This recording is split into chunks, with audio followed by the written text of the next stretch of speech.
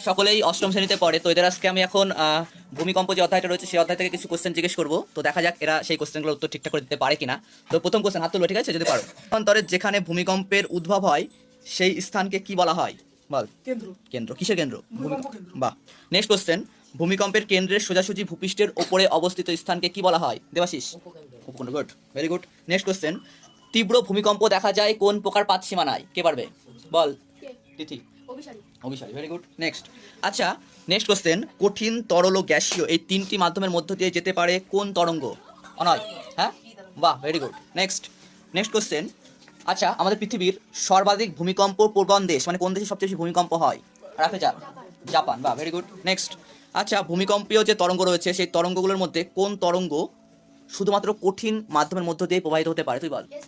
S তরঙ্গ, বাহ, very good. Next question, আচ্ছা সমুদ্রের তলদেশে যদি ভূমিকম্প হয় এবং ভূমিকম্পের ফলে যে প্রবল গতিবেগ সম্পন্ন সামুদ্রিক ঢেউ তৈরি হয় সেই ঢেউকে কি বলা হয়? বল। বাহ, ভেরি গুড। নেক্সট কোশ্চেন এবং লাস্ট কোশ্চেন আজকের, আচ্ছা কোন স্কেলের সাহায্যে ভূমিকম্পের তীব্রতা পরিমাপ করা হয়? যে বলেছি রিক্টার স্কেল, বাহ। আচ্ছা কে বলতে পারবে রিক্টার স্কেল কে আবিষ্কার করেছে? বল। বাহ। নেক্সট কোশ্চেন এবং লাস্ট কোশ্চেন একটা ধরেই নি, যে ভূমিকম্পের যে সিসমোগ্রাফ যে যন্ত্রটা রয়েছে সেই সিসমোগ্রাফ যন্ত্রটা কে আবিষ্কার করেছে? বল। মিলনে, নট মিলে, মিলনে। ঠিক আছে, হয়ে গেছে, গুড।